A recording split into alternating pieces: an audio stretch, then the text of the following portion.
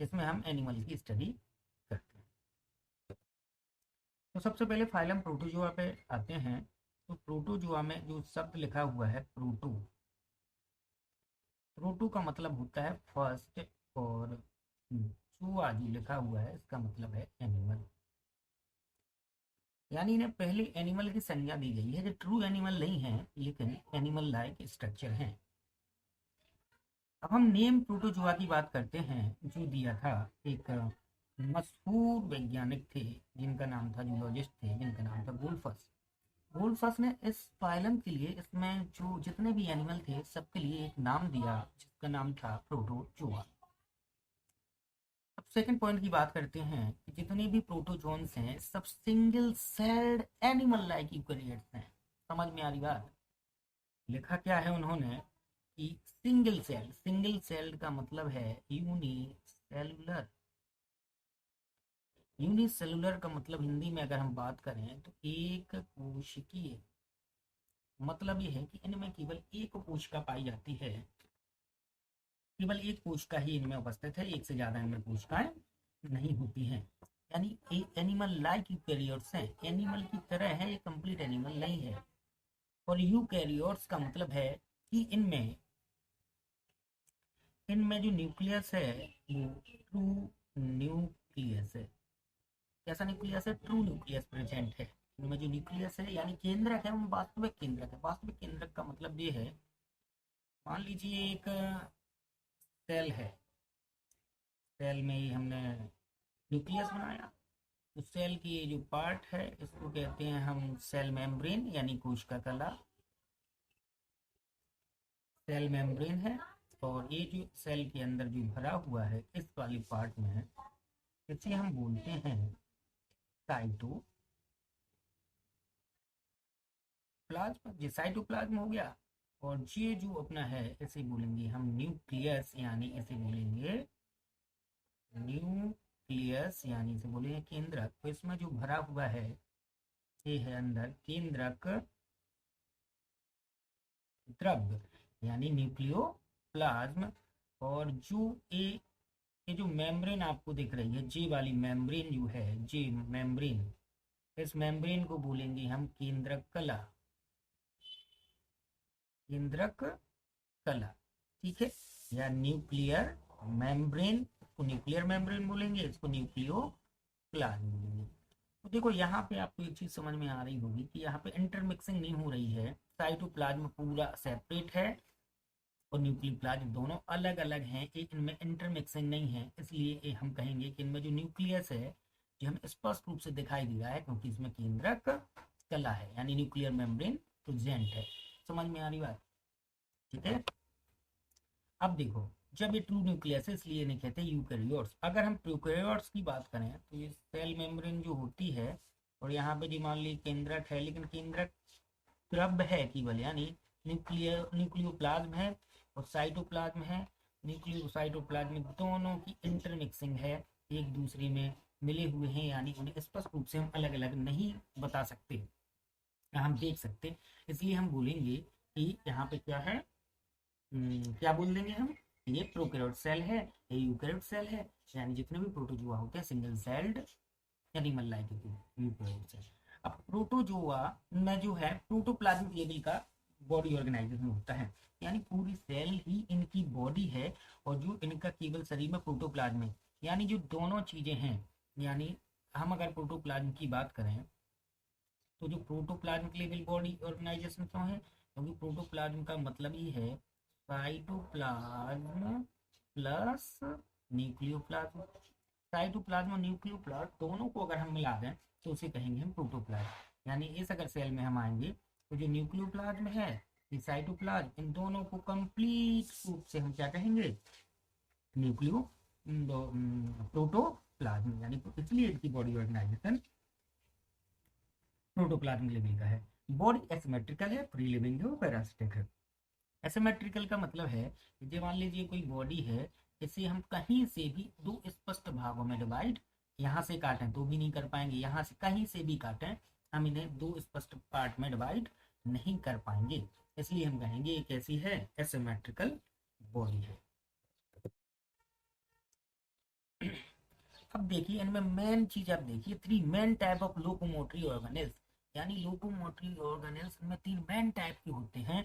एक तो है अपना सीरोपोडिया, और क्या है इनमें, एक है इनमें सीरोपोडिया। अब सीरोपोडियम के बारे में तो आप जानते ही हैं, ये आउटग्रोथ होती है। मान लीजिए सीरोपोडिया हम आपको बना के दिखाते हैं, मान लीजिए कोई स्ट्रक्चर बना हुआ है, ये अमीबा है, तो देखो जो ये स्ट्रक्चर बन रहे हैं इन्हें हम बोलेंगे सीडोपोडिया। यही अपने सीडोपोडिया हैं जो आउटग्रोथ होती हैं उन्हें सीडोपोडिया कहते हैं। ये लोकोमोटरी, इन्हीं के बनने से इनमें लोकोमोशन होता है, यानी ये चलते हैं। और ये जो सूडोपोडिया अमीबा में पाए जाते हैं उन्हें हम कहते हैं लोबोपोडिया। जो सीडोपोडिया अमीबा में होंगे उन्हें हम बोलते हैं लोबोपोडिया। दूसरा है फ्लैगला। फ्लैगला जो है वो यूग्लिना में और टेपेनोसोमा में प्रेजेंट होते हैं। यूग्लिना तो जैसे कि अब इनमें एक सिंपल वे में देखें कि मान लीजिए कोई स्ट्रक्चर है और यहाँ पे जी संरचना निकली, हेयर लाइक स्ट्रक्चर है। देखो ये बिल्कुल बाल की तरह दिखाई देता है, ये हेयर लाइक स्ट्रक्चर है, ये सिंगल होता है। इस हेयर लाइक स्ट्रक्चर को ही हम क्या कहते हैं, फ्लैगला। यही है अपना फ्लैगला। ठीक है, तो आपको फ्लैगला के बारे में भी समझ में आ गया। अब तीसरी चीज आप देखेंगे उसे बोलते हैं हम सिलिया। सिलिया में जैसे कि इसका एग्जांपल है पैरामीशियम, तो हम एक फिगर आउट करते हैं, पैरामीशियम को बनाने की कोशिश करते हैं। जी अपना पैरामीशियम है, ये यहाँ पर स्ट्रक्चर निकल आया। अब देखो आपने पैरामीशियम में देखा होगा ऐसे ऐसे स्ट्रक्चर बने रहते हैं, छोटी छोटी छोटी छोटी छोटी छोटी, पूरी बॉडी पर ये संरचना, ये स्ट्रक्चर आपको दिखाई देंगे। यही स्ट्रक्चर इनके मूवमेंट में, लोकोमोशन में सहायता करते हैं। इन्हीं को हम बोलते हैं सिलिया। एक एग्जांपल हो गया सिलिया की। तो हमने three main type locomotory organelles पढ़े हैं।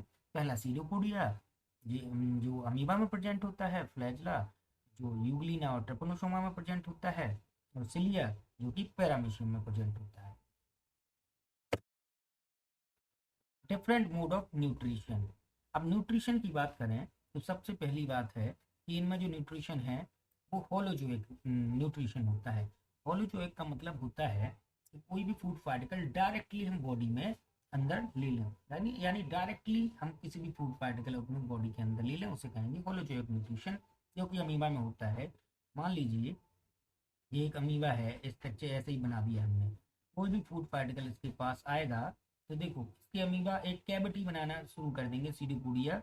जैसे कि अब देखो यहाँ पे, अब ये कैविटी बनाना धीरे धीरे इसके अंदर आने लगेगा और ये और सारी कैविटी बनाएंगे। अब ये कैविटी का निर्माण करने लगेंगे, तो ये क्या करेंगे, ऐसे एक कैविटी बनाएंगे। इनने क्या किया, कैविटी बनाई, और ये कैविटी बना ली, और कैविटी के अंदर ये फूड पार्टिकल आ गया। कैविटी के अंदर फूड पार्टिकल, जी फूड पार्टिकल कैविटी के अंदर आ गया, ये आ गया फूड पार्टिकल कैविटी के अंदर। अब ये पूरी बॉडी के अंदर ये फूड पार्टिकल पहुंच जाएगा, धीरे धीरे कैविटी रप्चर कर जाएगी और फूड पार्टिकल कहाँ पर, पूरी बॉडी में पहुंच जाएगा। यानी डायरेक्टली फूड आउटसाइड से डायरेक्टली इनसाइड आ रहा है, बॉडी के अंदर आ रहा है, सिखाएंगे होलोजोइक न्यूट्रिशन। ठीक है, होलोजोइक न्यूट्रिशन इसे कहते हैं। होलोफिटिक न्यूट्रिशन यूग्लिना में पाया जाता है। होलोफिटिक का मतलब है कि लाइक ऑटोट्रॉफिक न्यूट्रिशन, यानी जिनमें मान लो क्या कहते हैं फोटोसिंथेसिस प्रोसेस हो जाती है। यूग्लिना कभी कभी फोटोसिंथेसिस प्रोसेस के द्वारा अपना फूड स्वयं जो है बना लेता है, अपना भोजन बना लेता है, इसलिए इसे होलोफिटिक न्यूट्रिशन केवल यूग्लिना में होता है। सैप्रोजोइक न्यूट्रिशन, सैप्रोजोइक की बात करें जो सिंपल ऑर्गेनिक मॉलिक्यूल्स को और डिजॉल्व सॉल्ट को कहाँ से, डायरेक्टली अपने एक्सटर्नल एनवायरनमेंट से ले लेते हैं। ठीक है, इसे कहेंगे सैप्रोजोइक। सैप्रोफिटिक मतलब जो मृत सड़े गले पदार्थ है, यानी डेड डिकेइंग ऑर्गेनिक मटेरियल है, उनसे न्यूट्रिशन प्राप्त करते हैं, जिन्हें कहते हैं हम सैप्रोफिटिक ऑफ न्यूट्रिशन। फूड जो है, सुनिए, फूड जो है बाहर डाइजेस्ट होता है। कहाँ डाइजेस्ट होता है, बाहर, बॉडी के अंदर डाइजेस्ट नहीं होता, फूड बाहर डाइजेस्ट होता है। और डाइजेस्टेड जो फूड है उसे ही ऑर्गेनिज्म एब्जॉर्ब कर लेता है। इसे सैप्रोजोइक मोड ऑफ न्यूट्रिशन बोलते हैं।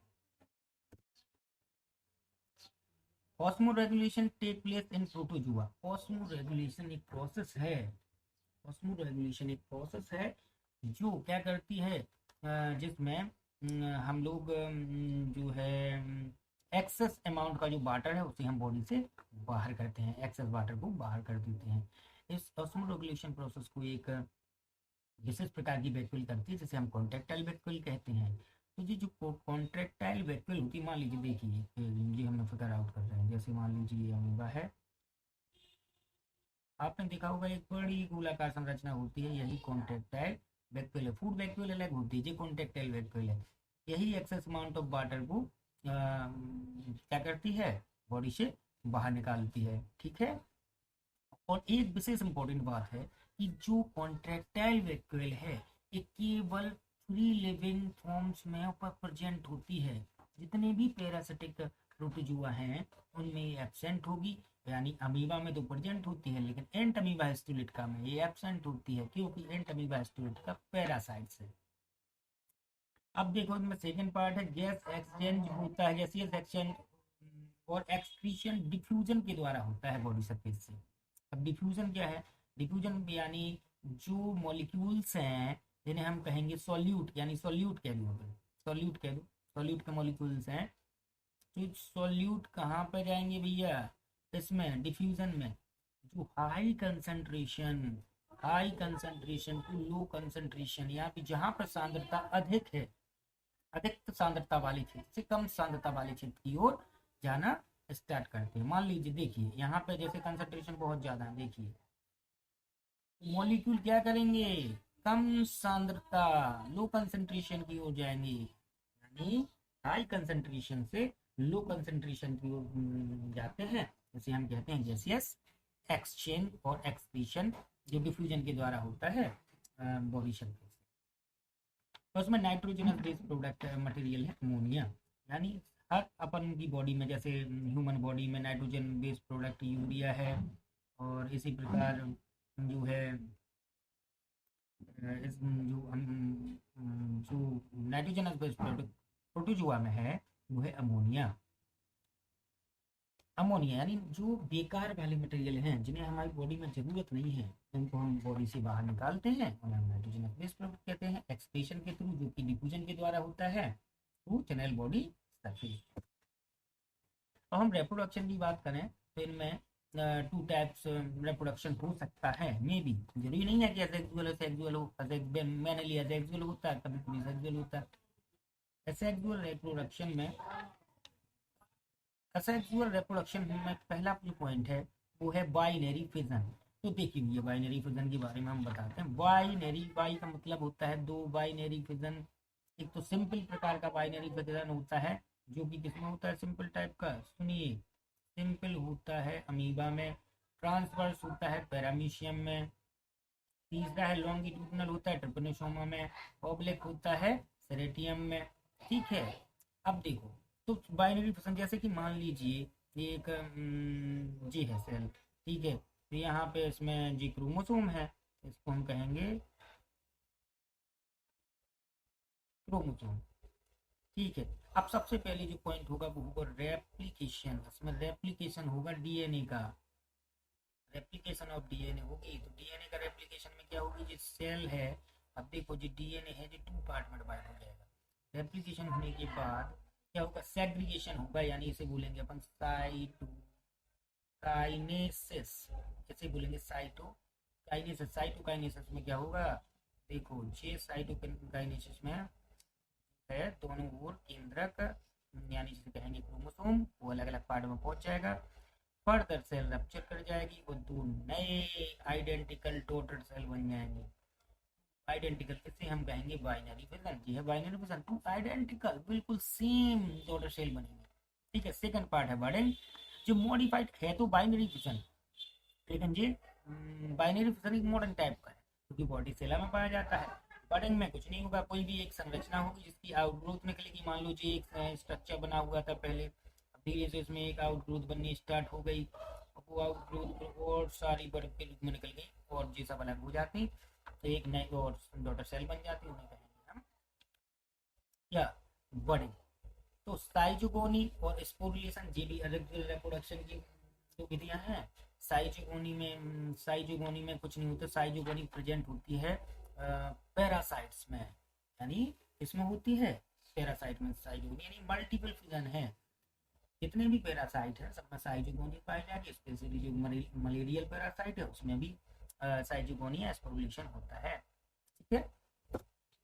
सेक्सुअल रिप्रोडक्शन में सिनगेमी होती है। सिनगेमी मतलब होता है fusion of two sex cell, यानी फ्यूजन ऑफ, अपन ऐसा भी बोल सकते हैं फ्यूजन ऑफ गैमीट्स। क्या बोलेंगे? फ्यूजन ऑफ गैमीट्स बोलेंगे, यानी यानी अपन ये ऐसा बोल सकते हैं फ्यूजन ऑफ गैमीट्स। ठीक है। तो सिनगेमी में क्या होगा? टू सेक्स सेल का फ्यूजन होगा।